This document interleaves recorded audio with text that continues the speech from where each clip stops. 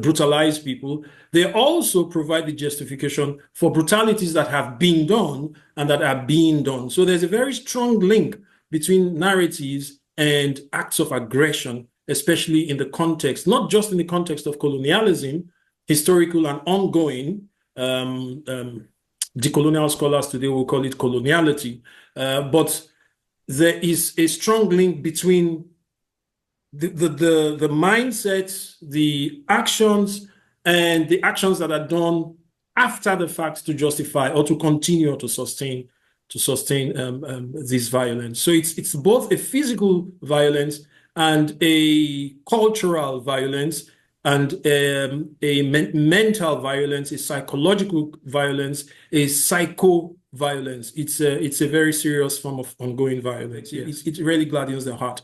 Now, to talk about the fact that this continues, that we are not talking about something that is past, I'd like to say two things. One, the narrative that is past is part of the violence. All right, Shalom. This is the brother Nahalia from the GMS Orlando camp. I want to start off by giving all praise, honor, and glory to Yahweh, Bahashem, Yahweh Shai, Bahashem, Ruach HaKodesh. Double honors to the apostles and the elders of Great Millstone, who are the elders of Yasha Allah. And a sincere salutation to all you Akim, who are preaching this word and believing this word, and to the Aquas who are believing this word, in all truth and in sincerity. Yahweh is the name of the one they ignorantly call God. Yahweh Shai is the name of the one they ignorantly call Jesus. Bahashem is in the name. Rakat is spirit. Kodash is holy. Akyam is brothers. Akwat is sisters. Shalom means peace. And Yasha Allah is Israel in ancient Paleo-Hebrew. This is 2 Thessalonians chapter 2 and verse 3. And it reads, "Let no man deceive you by any means, for that day shall not come, except there come a falling away first, and that man of sin be revealed, the son of perdition, who opposeth and exalteth himself above all that is called God, or that is worshipped, so that he as God sitteth in the temple of God, showing himself that he is God." All right, and I want to go into a lesson inspired by the clips from the YouTube channel Neutrality Studies. That was the dark-skinned Jate, well, it could be a Hamite, because he's a professor at Zululand in South Africa. But he made a statement, all right, concerning the narrative, all right, in Esau, Edom, the self-proclaimed white man is losing the narrative, all right, and this is something that our apostles and elders have been bringing out for decades, and it's being brought out now in different areas of study. But it all goes back to the scriptures, because when you look at the title of the video, it talks about the Western narrative. And really, that's Esau's narrative as a whole, the so-called white man as a whole. All right, so this is why it says the man of sin had to be revealed, because we're removing the covering cast through the spirit and power of Yahweh Shema Shai. All right, and that covering cast is nationality being determined by where you're born. All right, because when you look at Esau, Edom, they're able to spread their crimes because they identify by New Zealand or Australian or British or Russian or Canadian or American. All right, but when you look at them as a whole, all right, they all go back to the nation of Edom, according to prophecy. They fit the description. All right, the scriptures talk about them opposing and exalting themselves above all that is called God. All right, and this is why he has to be revealed in these times. And what's important is that the narrative is being lost. All right, he's losing that narrative because his narrative is really deception. All right, this is 2 Esdras 6 and 27. And it reads, "For evil shall be put out, and deceit shall be quenched." Because Esau going around the earth telling the world that he's done them a favor for the brutality that he's done to them and the exploitation, all right, is a deception. And it's no longer working the way it used to. All right, one thing that professor brought out was that the narrative itself is violence. All right, let's go to this. And this is why that narrative is being destroyed by the spirit and power of Yahweh Shema Shai.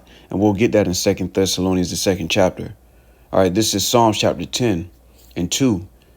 It reads, "The wicked in his pride doth persecute the poor. Let them be taken in the devices that they have imagined. For the wicked boasts of his heart's desire, and blesseth the covetous, whom the Lord abhorreth. The wicked through the pride of his heart, his countenance, will not seek after God. God is not in all his thoughts. His ways are always grievous. Thy judgments are far above out of his sight. As for all his enemies, he puffeth at them. He has said in his heart, I shall not be moved, for I shall never be in adversity. And this is why Esau feels so comfortable pushing a narrative of innocence. All right, because that's what Esau's done. All right, beginning with the West, but really is Esau, Edom, the so-called white man, as a nation of people. Because before America gained the power seat, so to speak, the conquistadors, all right, over there in Spain, which were Edomites as well, justified what they did to the northern tribes, all right, the so-called Hispanics and Native Americans. They justified it, calling it manifest destiny. So all of the brutality that they did, they justified it with this narrative. And now that narrative is being removed, all right, through the spirit and power of Yahweh Shema Shai. All right, let's continue. This is Psalms chapter 10 and verse 7. His mouth is full of cursing and deceit and fraud. Under his tongue is mischief and vanity. And this is why even our people hold on to this narrative that what Esau did to us was a favor. You know, what he did to the East Indians, the British, what they did to the East Indians was they did them a favor. They civilized them. And this is just not the truth. All right. They exploited a nation of people, and they may have left some technology and infrastructure behind, but at the expense of bloodshed and robbery and great.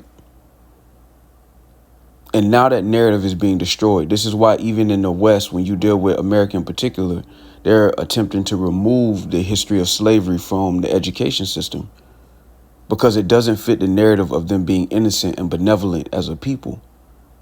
That is being destroyed.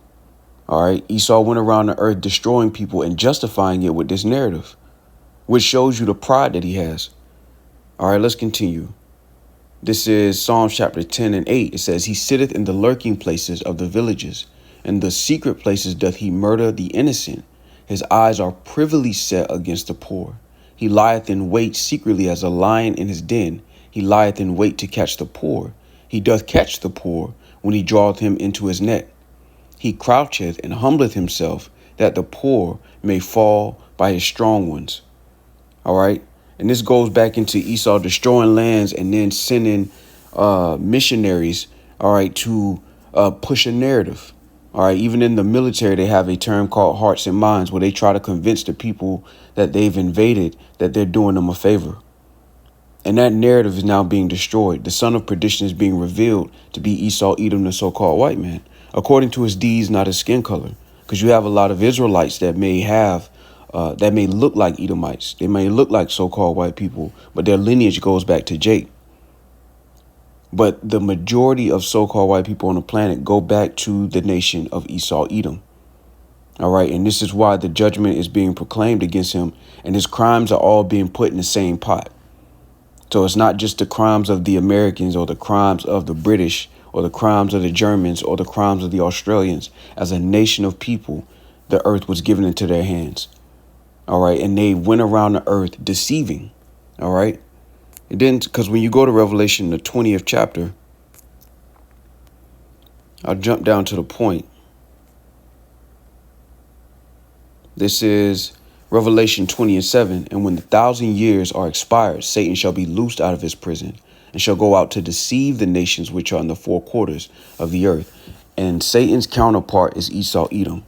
All right. The self-proclaimed white man. That is his counterpart. And he was set loose, all right, in the Renaissance period to deceive the nations.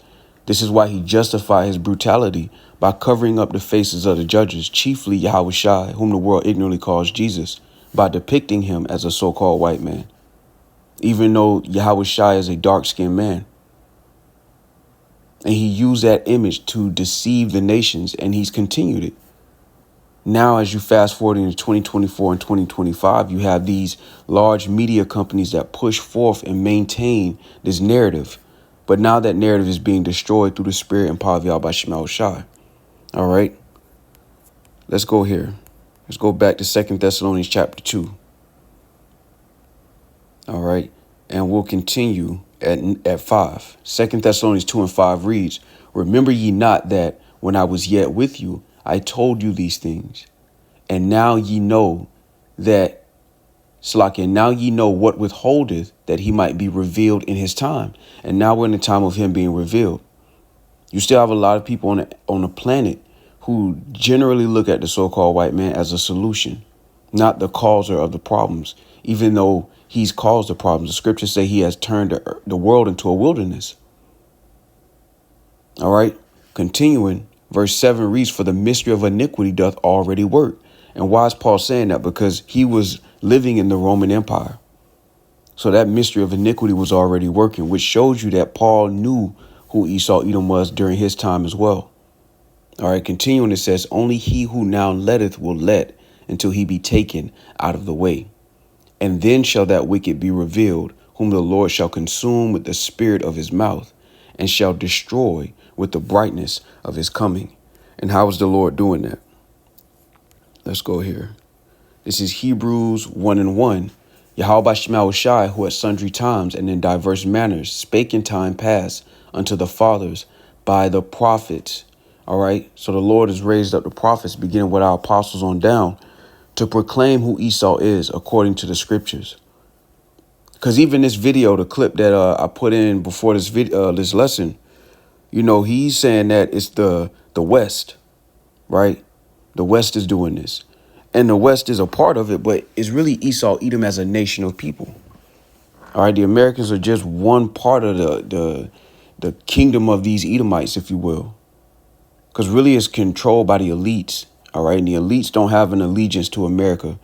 All right, the Edomites that are in the elite position, they're transnational, meaning they're not bound to identifying as Americans or Australians or Germans. They are Edomites, and they know that, and they're trying to upset prophecy. However, when you remove the covering cast of American and German and British, you understand that as a nation of people, they fall under the wicked. All right, and this is why the Lord said this. This is Malachi chapter 1:4. And whereas Edom saith, we are impoverished, but we will return and build the desolate places. Thus saith the Lord of hosts, they shall build, but I will throw down, and they shall call them the border of wickedness, and the people against whom the Lord hath indignation forever.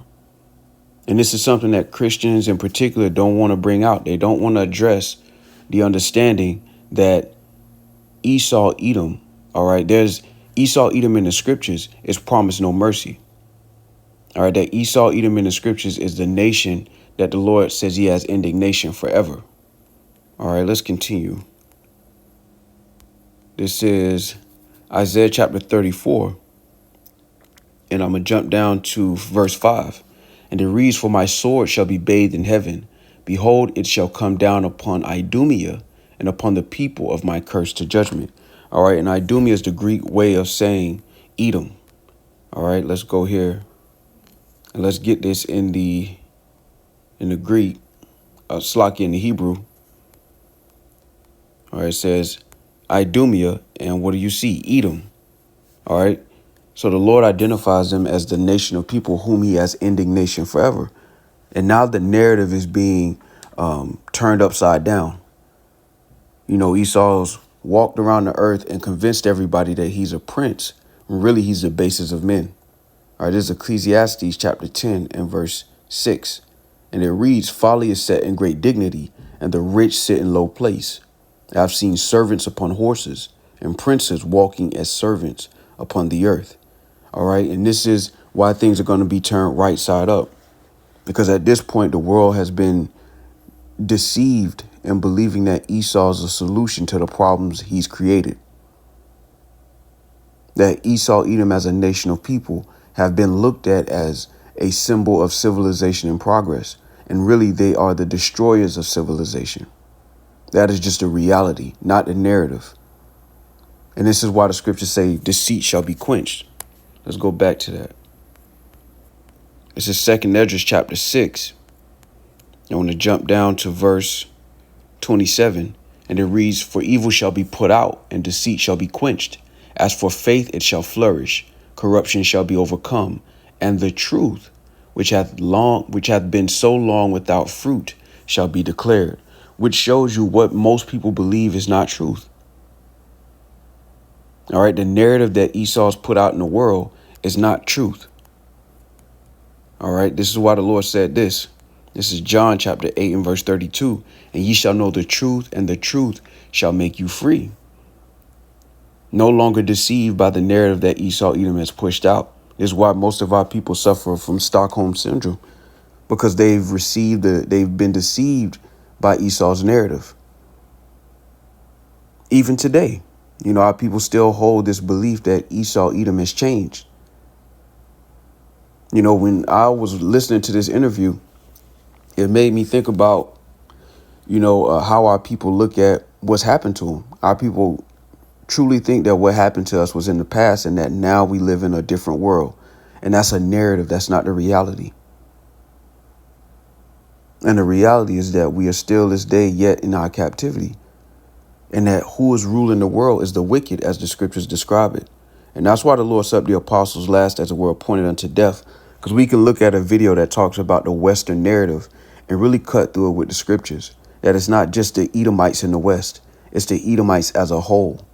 This is their quality and character as a whole. And I brought up the example of the Spanish when they came over here as the conquistadors, which goes back to conquerors. When they came over here, the brutality that they did, they justified it, calling it manifest destiny. And that same narrative is now being pushed, even when you deal with them small hats over there, dealing with them Ishmaelites in Gaza, and the abuse that they're suffering under those small hats, and it being justified on a world stage. And an example of that is Piers Morgan. If you look at any of his interviews, he really sides with the small hats in justifying what's being done to those Ishmaelites over there in the land of Gaza, which is really our land is part. It don't belong to the small hats and it don't belong to the Ishmaelites. But according to prophecy, it will be parted. But it does show an example of Esau's narrative being pushed out to justify his wickedness. All right, this is why it says this in Isaiah chapter 5 and verse 20. Woe unto them that call evil good and good evil, that put darkness for light and light for darkness, that put bitter for sweet and sweet for bitter. Verse 22 reads, Woe unto them that are mighty to drink wine, and men of strength to mingle strong drink, which justify the wicked for reward, and take away the righteousness of the righteous from him. And this is why most people are afraid to speak against Esau Edom, the so-called white man, and the crimes that they've committed across the planet, because they justify the wicked for a reward. The ones that Esau has propped up in front of our people as their so-called leaders justify the wicked for a reward. This is why you won't hear T.D. Jakes talk about Esau Edom, the so-called white man's wickedness. And then you see examples of what happens when you do with Kanye West, Nick Cannon. All right, you get buried and you get guilted, shamed and guilted from speaking truth, speaking against the wicked. And that's because, again, the earth has been given into the hand of the wicked. All right, this is Job 9 and 24. The earth is given into the hand of the wicked. He covereth the faces of the judges thereof. If not, where and who is he? All right, and see, the beauty of this truth is that Esau isn't being slandered. What Esau did to Negroes, Latinos, and Native Americans, as far as our reputation on the earth, he's pushed this narrative that Negroes, Latinos, and Native Americans are the criminals and the problems of the earth. All right, while justifying his own wickedness. The beauty of the truth is that Esau's being put to shame for things he's actually done. This isn't a slander. These are facts. These are the history that he was proud enough to write at one point that now he's trying to cover up. And the beauty of it is that you can't cover up the truth, man. All right. That's why the scripture said, let him be taken in the devices that he's imagined. He used this narrative to really destroy people. And his end is that he's going to perish forever. All right. This is Habakkuk chapter 3 and verse 14. And I'll read it in the NLT. It says, with his own weapons, you destroyed the chief of those who rushed out like a whirlwind, thinking Israel would be easy prey. And that's how Esau feels now. But as the scriptures say, when the enemy comes in like a flood, the Lord's going to set up that standard. And even now, the truth in itself has become a weapon. In a world full of lies, the truth becomes a weapon. And this is why Esau is eventually going to come down with great wrath, because he's losing this narrative that that professor was talking about. All right, so I'll end it with this. This is Second Esdras chapter 6. And now I'll read it one more time. All right, Second Esdras 6:27 reads, "For evil shall be put out, and deceit shall be quenched. As for faith, it shall flourish. Corruption shall be overcome, and the truth which hath been so long without fruit shall be declared." I also want to get this, because when this narrative is destroyed, when the truth is accepted, because after this judgment, after Esau falls, this truth is going to be accepted. It won't be an opinion. That's why Yahushua is the author and finisher of our faith, because at that point, you don't need faith once Yahushua arrives. Hope that is seen is not hope. There's no need to hope once he arrives. But then the narrative that Esau's pushed out is going to be obliterated. All right. And the world is going to look at him like this. All right. This is Isaiah chapter 14:16. And it reads, "They that see thee shall narrowly look upon thee and consider thee, saying, Is this the man that made the earth to tremble, that did shake kingdoms, that made the world as a wilderness, and destroyed the cities thereof, that opened not the house of his prisoners?" All right. And that's how people are going to look at him. They're going to look at him for who he is and not who he's pretended to be. Just like the Wizard of Oz at the end of it.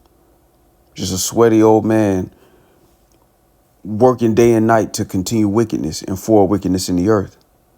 And now that truth is being declared, and he's being identified not by his being American or German, but by his biblical nationality, which is Esau Edom. And it's beautiful. All right, so with that, I want to give all praise, honor, and glory to Yahweh, Bahashem, Yahweh Shai, Bahashem, Rakah Kodash. Double honors to the apostles and the elders of Great Millstone, who are the elders of Yashar Allah. And a sincere salutation to all you Akim, who are preaching this word and believing this word, and to the Akwad, who will believe in this word, and all truth and in sincerity. Shalom.